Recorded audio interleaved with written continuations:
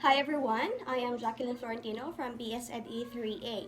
So here's my answers for English Major 116. So the question number 1, what is teaching and assessment of literature studies all about? So teaching and assessment of literature studies discusses the importance of literary works, the factors that influence literary interest, and the underlying models and assessment strategies used in teaching literature. So by teaching an assessment of literature studies, teachers can help students understand themselves and others better in a multicultural and interconnected world by exploring the depth and breadth of the human experience through works of literature. So number 2, what are the assessment strategies in teaching literature? So when we say assessment, it refers to the act of gathering information and making decisions about a language learner's knowledge. So quizzes, tests, state-administered standardized tests, and essays are some common assessment strategies. So while each of these relatively traditional forms of assessment has a place in a curriculum, so many teachers realize that they are limiting in other significant ways. So many teachers have decided to create an alternative assessment that they believe better match and or better fit and assess the content, no, of the instruction and of course the students. So we have here portfolios, performances, and exhibitions are some alternative assessment by which it allows the students to showcase their talents and what they have learned in a course in a creative way. Now, number 3, what is the purpose of assessment as learning and assessment for learning? So, when you say assessment, of course, it is an integral part of the learning process. So, it is a link to curriculum and instruction. So, as teachers and students work to achieve curriculum outcomes, assessment is an ongoing process that informs instruction, guides students' next steps, and checks progress and achievement.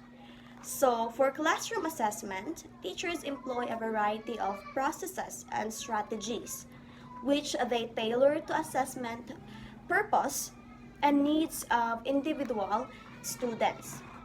So, assessment must be planned with a specific goal in mind. Assessment for, as, and of learning all play a role in supporting and improving student learning and must be balanced appropriately. So the interpretation and application for this information gleaned for its intended purpose is the most important aspect of assessment.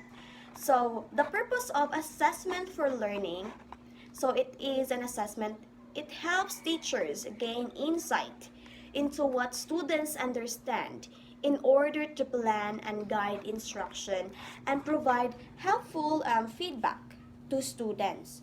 So assessment for learning, it occurs when teachers use inferences about students' progress to inform their teaching, or it's like formative assessment.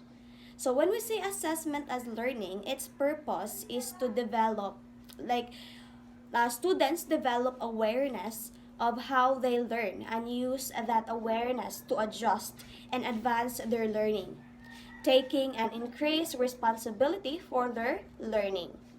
So assessment as learning, it occurs when students reflect and monitor their progress to inform their future learning goals.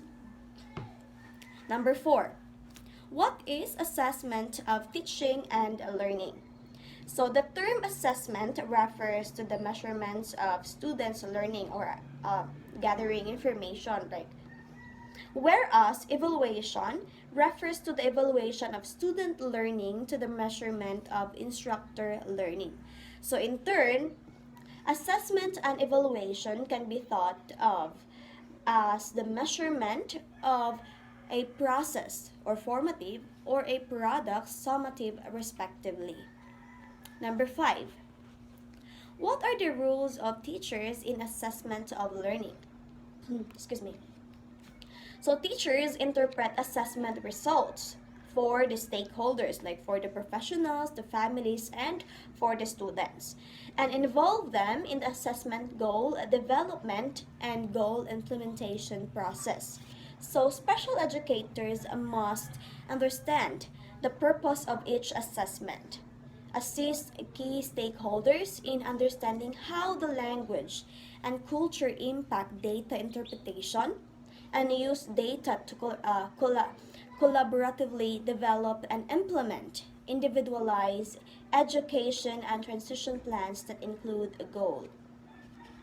So what are the 4 main steps in the assessment process? So we have here 4.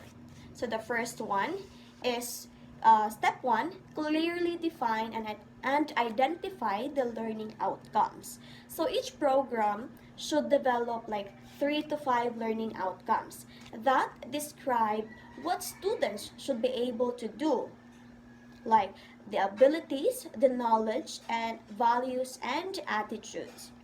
So after completing the program, so the public affair learning outcomes addressing community engagement, cultural competence, and ethical leadership will be included in the learning process or learning outcome for each program. Step 2. Select appropriate assessment measures and assess the learning outcomes. So different approaches of assessing learning outcomes are typically chosen and used. So although both direct and indirect measures of learning may be used. So direct measures of learning are usually preferred. So rubrics are frequently used to describe and assess a student performance levels for each outcome. So it is very essential or important to figure out how information will be gathered as well as the individual in charge of the data collection. So to ensure the privacy of the students evaluated, outcomes are always disclosed in organized forms. The step number 3, analyze the results of the outcomes, assess. So data analysis entails deciding how to organize, synthesize, interrelate, compare, and present assessment results. So these decisions are influenced by the assessment questions asked, the types of data available, and the audience or stakeholders' needs and desires. Number 4, adjust and improve programs following the results of the learning outcomes assessed. So if the assessment results are not used, they are useless. So this is an important step in the assessment process. So if the results do not lead in program adjustment or improvements, the assessment process has failed. The results of assessments should be widely disseminated to teachers and administrators in the department in order to solicit feedback on how to improve programs based on the assessment results. So in some cases, the changes will be minor and simple to implement.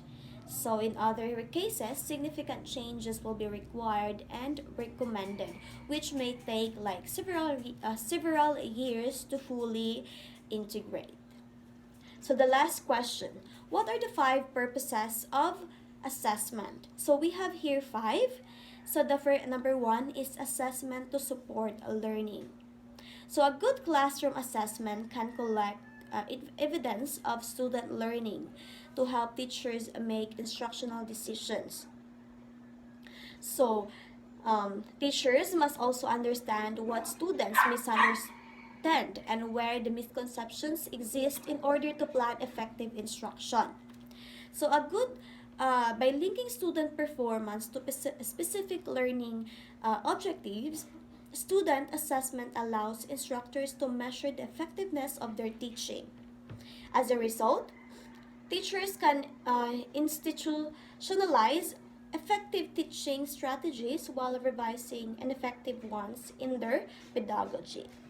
So number 2, assessment for certification or summative. So another important goal of assessment is to collect evidence to make a decision about a student's level of performance. So in relation to the specified learning objectives.